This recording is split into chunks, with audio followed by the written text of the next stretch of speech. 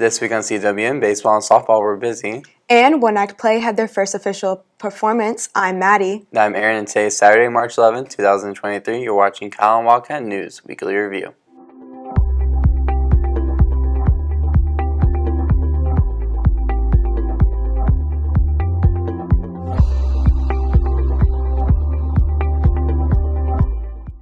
The week of spring break has been nothing shy of chaotic. Yes, you're right. Sports were busy, physics were out having labs, quarter testing, forensics, floral design, and BPA were really busy this week. Speaking of BPA has returned from state. The BPA State Leadership Conference was held last weekend at the Hilton Anatole Hotel in Dallas. 15 of our students competed from state. Evan Eden has advanced as a national qualifier for Java programming. We interviewed theater director Mr. Jones prior to One Act Play's district performance for his thoughts going into it. Let's take it to William with more. Hi, I'm William Nolan. I'm here with Mr. Jones. So, Mr. Jones, One Act Play is coming up. It's going to be on Tuesday. Where is it? Right, our district competition is at Tolosa Midway. So we'll go there Monday, do a rehearsal. We are given a 1-hour rehearsal for the space because it's different than ours. And then Tuesday will be actual competition at Tolosa Midway with 5 other schools. Okay, that's really good to hear. What's the play about? It's basically a British spy kind of whodunit. A man named Richard Hannay is on the run after being framed for murder, and it's just him going through a various amount of obstacles in the 1935's London setting. I don't want to give away too much, but that's basically what the setting is, so you have to come and see the rest of it to find out what happens to him. Okay. How do you think you'll do? Well, you really never know with theater. It's such an objective art. But here at Calallen, this is a winning school. The expectations are to win. Our sports teams go out there and do it every season they have. Our band does it. So, the same expectations are there for us to go out there and just win. All I can do, though, in theater is put my players, just like the sports teams do, in the best position to win. Be there kind of before the actual show to coach them and everything like that, and kind of leave it up to them. So we'll see what happens with that. Okay, thank you very much. Back to the studio. On Tuesday, One Act Play took on district and has advanced to bi-district. The all-star cast consists of Alex Xavier and Grant, and honorable mentions including Daniel and Penelope. Congratulations. Last week, we announced that 38 Calallen High School band students have qualified for UIL Solo and Ensemble State. Maddie spoke to a few band members on their performances. Let's hear what they had to say. Hey y'all, I'm Maddie, and band went to Solo and Ensemble last week. They did a fantastic job. Jose Magallanes is one of the many students that moved on to state. He made a 1 and he did a great job. Honestly, I'm pretty glad that our quartet with the other players included, that we made state. It was a lot of hard work and a lot of just spending time together to just really achieve this. Joseph Garcia is another one of the students that advanced on to state with a 1. He played marimba and he did a great job. The name of my piece is Over the Rainbow from The Wizard of Oz by Robert Utomo. That's awesome. And how do you think your performance went? It was still a pretty good run, and I still have some things I need to clean in it. The steel band also advanced on to state. Out of the 38 people that advanced on to state, congratulations to all who participated. Some art students have submitted pieces for the Coastal Bend Visionarios competition. Let's send it to our art teacher, Mr. O, for more. Hey cats, I'm here with Mr. O. So Mr. O, some of your students competed in the Visionarios Youth Contest. Can you tell me more about that? Yes, every year the Port of Corpus Christi, and along with the Art Museum South Texas, have this what we call the Visionarios Youth Art Contest, and it's like all region 2, and it gives the students opportunity to enter some work and get placed. And we have some winners. We got Jaden Galvan placed first, I believe, in dry media, which is all like the pencil or color pencils, and Shayna McMichaels first placed. I think it was mixed media, which is kind of a combination of different mediums. And second place, Mackenzie Signs on a real nice photo she submitted. And 2 honorable mentions going to Bianca Lopez Franco, 9th grade. I think it was digital art, and Mia Dorsey, 10th grade, real nice, I think it was a painting, real nice painting. They got both honorable mentions, but every year we participate, and I like to get these kids to enter and love to place. They get a cash reward too. I think it's $100 for first place. But it went really well this year, and so I'm hoping you guys get to interview them and see what they have to say about this. Perfect. Thank you. Congrats to them, and that's all from us. Now back to the studio. The Alamo Draft House will be having a short film night. Here's Michaela with Alyssa for more on that in her UIL short film, Elevator Music. Hey Calallen, I'm Michaela and I'm here with Valissa. So Valissa, you're the director of the film Elevator Music that did really well. And I hear that there's an Alamo Draft House screening. Can you tell me more about that? Yes, on March 15th we are having a screening at the Alamo Draft House from 6:30 to around 9, I believe. It's an event called Film Up where young filmmakers all around Corpus get to see their films on the big screen. So it's pretty cool. All right, and I'm really interested in this, so where can I buy some tickets? It's actually a free event, so everyone is able to go. There's a link online to register and place your seat. And general admission starts at 6:45.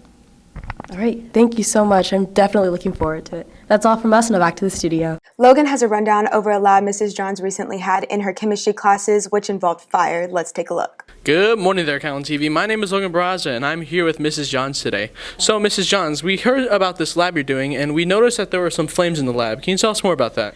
Okay, so we're doing stoichiometry right now, which is how you can do amounts of reactants and amounts of products and figure out how they interact with mole ratios and things like that. And we've been learning how to do what a percent yield is. So today they took baking soda, added hydrochloric acid to it in the beginning, and they're to identify the limiting excess reactant when that happens, and then we heated it up to the point that we drove off, they could see the CO2 being produced, which is the bubbles, and then we drove off all the water, and now we have salt. That's what we made, regular old table salt, but a little different, but we're not going to eat it or anything like that, and they're going to mass it again and compare to what they should have made. So they'll do a calculation based on the grams of sodium bicarbonate they started with. They'll figure out how many grams of salt they should have made.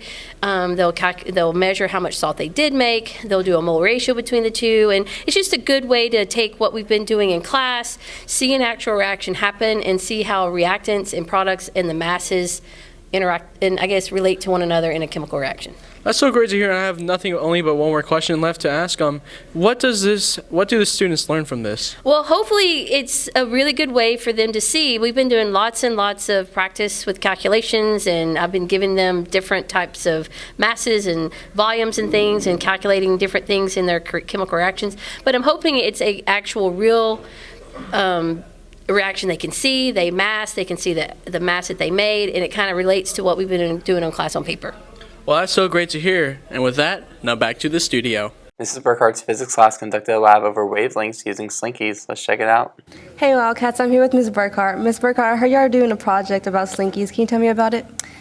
Yes, our students are kind of looking at 3 different waves, longitudinal waves, transverse waves, and standing waves. They had to design experiments to find the speed of the wave, and then they're also looking at how different variables like amplitude or period affects the speed of the wave. That's cool. Thank you, and back to the studio. We also have an update on floral design. This time, let's send it over to Sunny, who caught up with Miss Reyes for what her class has all been doing. I'm here with Miss Reyes. So Miss Reyes, I heard y'all doing a project. Can you tell me a little bit more about that? Yeah, of course. So today we're making a triangle asymmetrical arrangement in class. According to TSFA students that are taking the level 2 certification, they need to create that triangle asymmetrical arrangement. So that's what we're doing right now. We're practicing on doing that. Okay, and can you tell me what y'all are using for the project? Yes, so right now we're using snapdragons, we're using carnations, lemon leaf, bear grass, and chrysanthemums. And we are spray painting the chrysanthemums. And what is the arrangements for? So the arrangements are going out to our sponsors. We couldn't make arrangements without our sponsors, so they're going to be sent out today or tomorrow. Okay, thank you, and back to the studio. We spoke with forensics teacher Dr. Hodgkiss about her class's current activities. Here's Devin with the rundown. Hi, I'm Devin, and I'm here with Dr. Hodgkiss. So, Dr. Hodgkiss, I heard you were doing a lab. Can you tell me more about that? Yes, we're looking at evidence with question documents as our chapter. They are looking at impressions of people's handwriting signatures, forgery. We have papers that have been cut up or burned that need to be put back together and figure out what is written on that paper to narrow down a suspect. Well, that's cool. Now back to the studio. Coach Hernser's English 3 class played in a week-long game surrounding the novel 1984 by George Orwell. We got some more info from him on what it's all about. Hey Wildcats, I'm here with Coach Hernser, the AP English teacher. Coach Hernser, we heard you finished your book 1984 and are starting your project in class. Can you give us a summary over what y'all are going to be doing? Yeah, right now we're playing the 1984 game, and it's a 6-day game. For 6 days, there's a set of about 20 rules that all my students have to follow, and it's rules like they have to walk on a certain side of the hall, they have to wear blue every day, they have to greet their teachers a certain way, they have to be polite to the custodians and to the cafeteria workers, things like that that you would want students to do at school anyway. No cell phones at any time during the day. That's a pretty tough one for everybody. But they have to follow all these rules, and they get infractions, what are called thought crimes in the book. And for every thought crime that they commit, they have a reflection paper they have to write at the end of the game. And for every thought crime they commit, the paper's a little bit longer. So of course, they don't want to, write a longer paper. During the game, there's a couple students in each class that are what we call thought police. And the thought police basically are spying on the other students. They don't know who the thought police are. And so their own friends basically are spying on them, and it teaches them, a lot about what happens to Winston, the protagonist in the novel, and the feeling of constant surveillance and government control and those kinds of things, which are major themes of the novel. That's really interesting. Thank you, Coach Hernser. Back to the studio. And on this week's GP Student Report, Micah has the rundown for us. Let's send it over the bridge for their take on one-act play, girls soccer playoffs, and a barbecue sale.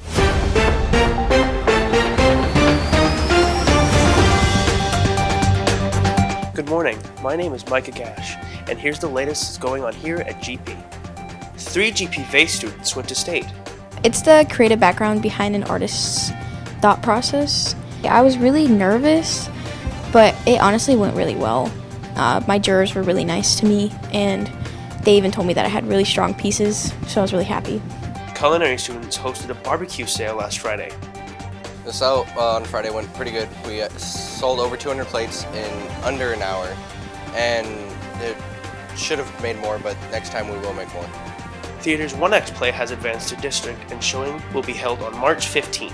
This past weekend at the zone competition for UIL one-act play, I won All-Star Cast for our play These Shining Lives, and basically how it goes is there's honorable mention, there's your all-star cast, there's best actors, and then there's your best technician. Robotics students are going to state. I'm actually very excited for states. I think my team is going to do pretty good. We might get a few awards. And now on to sports. Girls soccer started off their season on Friday.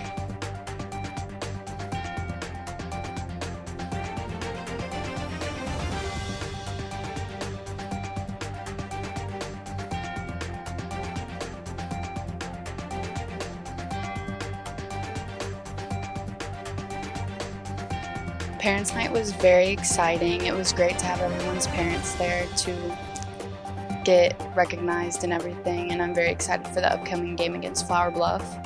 That's all the Wildcat news we have for this week. If you liked what you saw, you can check out the 2 QR codes or go to the link below. We won't have a student report next week due to spring break. Thanks for watching and have a great week off. Now let's take it to Brooke with the rundown on sports. Thank you, Maddie, and good morning, Wildcats. Callie caught up with Eli on his thoughts on the recent game against Santa Gertrudis. Here's more. Hi, I'm here with Eli. Eli, boys soccer had a game last Friday against Santa Gertrudis. Can you tell me more about that, please? Yeah, it was a really good game. We took the win 3-1. I think that was really a good way to boost our confidence and stuff because we haven't been performing that well lately. But we got that win and it boosted us. So. Okay, and y'all have a game tomorrow. So can you tell me more about that, please? Yeah, tomorrow we play against Alice. And Alice, we're a pretty evenly matched team, but I think if we play against them like we did last time, we can come out with the win. Okay, well, good luck. We also caught up with Kate for her thoughts on the girls' game at Santa Gertrudis. Let's see what she had to say. Hey, Cats, I'm here with Kate. So, Kate, I heard y'all had a game last Friday against Santa Gertrudis. Can you tell me how that went? So, we won 10-0, and I know we're all really proud because last time we played them, it was 4-0, but it was also, really cold that game, so there's not really much we could do. But we did really good on Friday with our finishing, and I'm just really proud of how we did. Perfect. And can y'all tell me when y'all's next game is and who y'all are going up against? So we play tomorrow here at 7:30. We play against Alice, and it's actually our senior night. It's going to be a very bittersweet moment, but yeah. Perfect. Thank you, and back to the studio. The boys and girls soccer teams played Alice on Tuesday. The girls won 8-0 and the boys tied 1-1. Good job to them. The varsity golf teams have returned from a long weekend worth of tournaments. On Friday and Saturday, the teams went to Victoria for the Lauren Johnson Memorial Tournament. The girls took second place and the boys took third. On Monday, the team played in their district preview. The girls took first, with me taking first individually, and the boys took second as a team. Here's me and Lexi for more. Good morning, Cats. My name's Emily, and I'm here with Lexi. So, Lexi, can you tell us a little bit about the 2 PRs that you set at the tournament on Friday and Saturday? Yeah, our golf team went and played in Victoria on Friday and Saturday. We played 2 different courses, and I shot 87 the first day and 86 the second day. And our team finished second overall. We were super happy, and we all did pretty good. Congratulations. Now let's take it to Lily with a quick interview with Brooke. I'm here with Brooke, one of our varsity golf players. Brooke, I had a tournament on Monday. Can you tell us how that went? Yeah, so the boys placed second as a team. I'm not sure how they did individually. And the girls got first as a team, and I got first individually, along with, I believe, Kaylee Larson getting second. That's good. When's y'all's next golf tournament? Our next tournament is district. I think that's April 3rd and 4th, maybe? Something like that. That's good. Good luck to the golf team. That's all from us. Now back to the studio. Boys and girls track teams traveled over to West Oso last week for a huge meet with 16 teams competing. Both teams placed 4th and performed well. Here's Sophie to tell us more. Hey Cats, I'm here with Coach Campbell. And Coach, I heard y'all had a track meet last Friday. How'd the boys do? They did a great job. They keep competing and getting better every week. We had a try meet the first week here. Then the second week we went over to Mathis. It was on a Thursday night. And then last Friday we traveled over to West Oso. And there were 16 teams there, so it was a lot of competition. Thank you. Hey Cats, I'm here with Coach Fowler. And Coach, I heard y'all had a track meet, and how'd the girls do? Yes, we did. We had a track meet on Friday in West Oso, and the team came out and they competed. They did very well. Last weekend, the baseball team hosted the annual Calallen Classic. 20 teams were in attendance for the grueling 3 days. These were their thoughts prior to the games. Hey Cats, I'm Maddie, and I'm here with Coach Chapman. And Coach, I heard y'all haven't played yet today. How do you think it's going to go? I hope it goes well. We're playing 2 teams from the Valley, or actually one from Laredo and one from McAllen, and they both got good ball clubs, and we're going to just try to keep improving as a team. I'm here with Mildred, and how do you think the game's going to go today? I think it's going to go pretty good. I think we have to keep what we're doing, just stay there, and we just have to get back to where we were last year. That's great. And who are y'all going to be playing against? We're going to be playing against Beeville, and I believe it's going to be United, I believe. Yes, ma'am. Awesome. Thank you, and back to the studio. The Wildcats, along with the Sinton Pirates, went 5-0 in the round-robin tournament. Currently, Sinton is ranked number 1, and the Wildcats are number 6 in 4A baseball. Our Wildcats are now 10-0 on the season. Softball traveled to San Antonio last weekend to play in the Judson East Central Tournament. The Lady Cats had a good showing in bigger schools, going 1-2-2. Caden spoke with Coach Lentz on the ups and downs. Hey Calallen TV, I'm Caden, I'm here with Coach Lentz. And can you tell me a little bit about how y'all did in the tournament over the weekend? Yeah, we had a tournament in San Antonio. It was the Judson East Central Tournament, and it was a good tournament, a lot of big teams, and faced some good competition. We ended up finishing 1-2-2. We actually finished with 2 ties. It's kind of weird, but you know, I really feel like if we would have been able to finish those games out, we would have finished with the win. But had to finish in a tie, just a time game, which is kind of off for us. But you know, had some growing pains. We're a little young in some positions, and collectively, actually, we have a lot of young girls playing, and had some injuries, so we had to reshuffle some stuff. So, you know, just trying to regroup, trying to figure out what we need to do from here. Get some more reps this week. We're off this week, so we're going to use this time to kind of come together, kind of fine-tune some stuff that worked for us over the tournament play, and what we need to do to kind of improve and get better and get ready for district, which is coming up the Friday of spring break. So it's going to be a big one against Alice. And that's the latest on Calallen Sports. Back to you, Maddie. Thank you, Brooke. And you know the girls' soccer have still not given up a goal this season. Yeah, they're doing phenomenal on defense and just keeping them out of their half of the field. Yes, they really are. Now let's send it to Candace with today's weather forecast. How is it looking outside, Candace? Thank you, Anchors, and good morning, Wildcats. Today's weather is brought to you by Chick-fil-A. Happy Saturday, everyone. We are still looking at some warmer weather this weekend. The perfect time to look at that before spring break. So make sure to go outside and enjoy it this weekend. Temperature currently right now is 74 degrees. We're looking at 5% chance of rain, and the wind is blowing from the south-southeast at 12 miles per hour. Looking further on into the rest of the day, temperature is going to rise up to 81 degrees, stay consistent at 4 o'clock, and then drop down to 72 degrees later on at 8 o'clock tonight. Percent chance of rain also staying fairly low as the day goes on to 1, 3, and 6% at 8 o'clock. And the winds are going to be blowing from the south-southeast at 16 miles per hour, take up to 22 miles per hour from the south-southeast at 4, and then drop down to 18 miles per hour at 8 o'clock tonight. Looking further on into Sunday's weather, we're looking at temperatures rising up to 90 degrees with some sunshine. Perfect time to possibly make a beach run today. Also, percent chance of rain also increasing up to 8%, and the winds will be blowing from the south at 20 to 10 miles per hour. Top weather this weekend. Have a great one, and back to Anchors. Thank you, Candace. We're looking at really good weather for spring break. Yes, we are. And just a reminder, we are on spring break, so we will not have a show on the 18th, but we'll be back on the 25th. And that's all your announcements for today, but now it's time for your joke of the day. So guys, how did the bread become a millionaire? I don't know, Aaron. How? He stopped loafing around. For all you social people out there, make sure you're following us on Facebook, Twitter, and Instagram at CalallenTV for all the latest updates. Also, subscribe to us here on YouTube to catch all of our latest videos. And as always, stay classy, Calallen.